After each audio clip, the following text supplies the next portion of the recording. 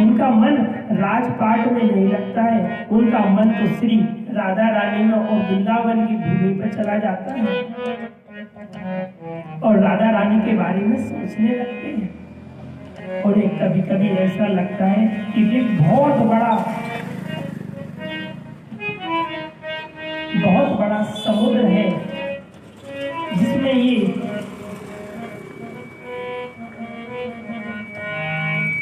बहुत बड़ा समुद्र है जिसमें हम डूबते चले जा रहे हैं। एक सरोवर आता है और वो डुबाने लगता है, उन्हें लगता है कि द्वारकापुरी इसमें ही डूब जाएगी, मथुरापुरी इसी में डूब जाएगी और उसी में से वही समुद्र में से कुछ चेहरे निकलने लगते हैं, कुछ जान परचे चेहरे निकलने लगते हैं। और वो चेहरे क्या कह रहे हैं कि कन्हैया बरसों की कह के गया था, परसों की कह के गया था और बरसों हो गई, अभी तक तुमने हमारी सुध नहीं ली। और बीच बीच में राधा रानी का चेहरा सामने आ जाता है, पर राधा रानी कुछ बोलती नहीं है। तो कन्हैया कहते हैं तुम कुछ तो बोलो राधे, तुम भी तो हमसे कहो कि हम छलिया हैं। तो उसमें से और चेहरे निकल के आ जाते, माना कि वो चेहरे बार बार निकल के आ जाते और कहने लगते। राधा तो कुछ बोलती नहीं और बहु तुम प्रभु उनसे वचन लेके गए थे कि रोना नहीं, रो लेती तो थोड़ा उसका गम कम हो जाता, अब तो बस बैठी रहती है, घूमती फिरती है और रोती रहती है।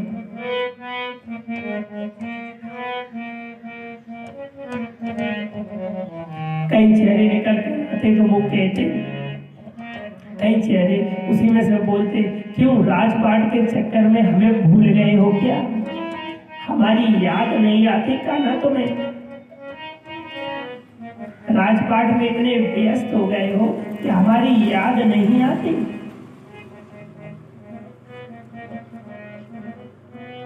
तो उसमें से कई चेहरे आते और उसमें से फिर राधा रानी का जैसे इशारा आता। तो कन्हैया कहते तुम भी तो कुछ कह लो कि मैं छलिया हूं, तुम्हें धोखा दिया है, तुम कुछ कहोगी नहीं। पर राधा रानी कुछ नहीं बोलती। आज तो हमारे कन्हैया की ऐसी दशा हो गई है जैसे कि कोई असहाय व्यक्ति का सब कुछ चला जाता है, क्योंकि कन्हैया का मन तो केवल ब्रज में ही रखा है, ब्रज के अलावा कन्हैया को कुछ दिखाई नहीं दे रहा है। बार बार राधा रानी के बारे में सोचते हैं और जैसे ही राधा रानी के बारे में सोच रहे थे, जैसे ही राधा रानी के बारे में सोच रहे थे तो उनके नेत्रों में से एक आंसू गिरने को हुआ और जैसे ही गिरने को हुआ तो उद्धव ने अपने हाथ में ले लिया। उद्धव ने जैसे ही अपने हाथ में लिया, उन्होंने कि प्रभु ये क्या करने वाले हो आप, इससे तो ये सारा संसार बह जाएगा, प्रभु ये क्या करने वाले हो आप। उद्धव कौन है? उद्धव बृहस्पति के शिष्य हैं, बृहस्पति इनके गुरुजी हैं, पर ये निराकार रूप की सेवा में ही लगे रहते हैं, आंखें बंद करके निराकार भगवान की ही पूजा करते रहते हैं।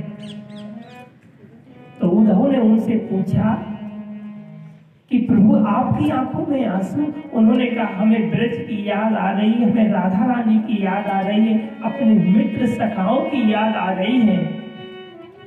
उन्होंने कहा आप तो निराकार प्रभु है, इस सब को छोड़ो, याद प्याद कुछ नहीं होती है, तुम तो निराकार की पूजा करो, अपनी दुनिया में मस्त रहो प्रभु, आप तो सारे संसार को चलाने वाले हो, और अगर आप ही अगर ऐसा करोगे तो कैसे होगा।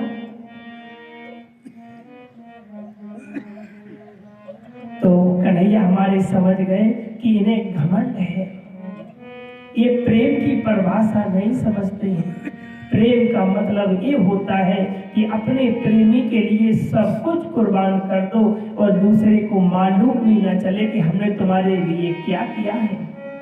प्रेम का नाम होता है बलिदान कर देना अपने आप को, अपने प्रेमी के खुशी के लिए अपने आप को बलिदान कर देना, ये प्रेम का मतलब होता है। एक प्रेमी तो है, ये अपने ठाकुर जी को खींच करके ले आता है, पर उद्धव को बड़ा ही घमंड है। तो कन्हैया उनसे कहते हैं, अब कन्हैया कहते हैं कि हमें तो उनकी याद आती रहती है और हमारा मन तो ब्रज में ही पड़ा रहता है, बताओ हम क्या करें। तो कन्हैया उद्धव से कहते, क्या तुम हमारा एक काम कर दोगे?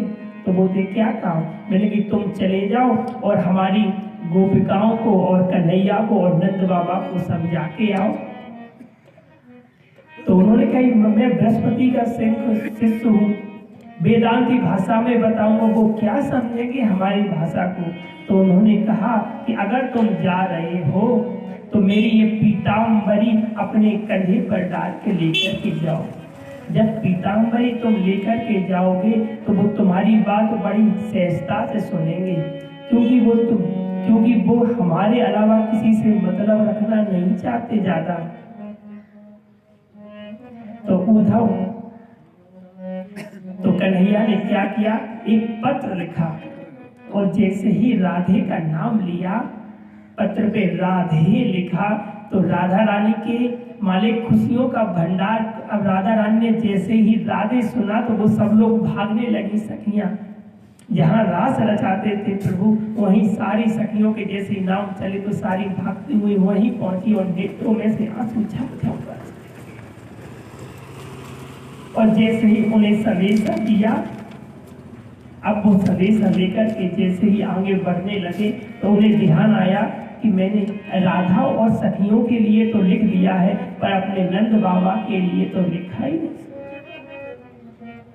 एक भक्त बड़े ही सुंदर भाव में कह रहा है, क्या कह रहा है, ले संदेश हमारो उद्धव जी ब्रज धाम में पधारो, ले संदेश हमारो उद्धव जी ब्रज धाम में पधारो, मैया से कह दी जो भी मैंने, मैया से कह दी जो भी मैंने, तो गुना बिसरायो आए गो तेरो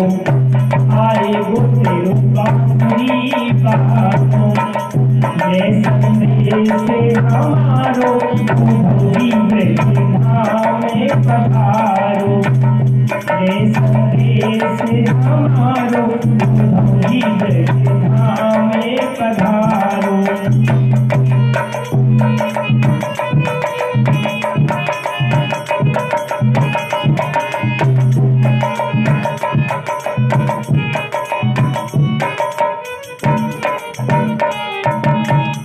सोने की मथुरा सोनी लागे, सोने की मथुरा सोनी लागे, ब्रज की गलियन के आगे, महल के व्यंजन भावत नाही, माते माखन के आगे, हम लौट के जल्दी आएंगे, तेरे हाथ का माखन खाएंगे।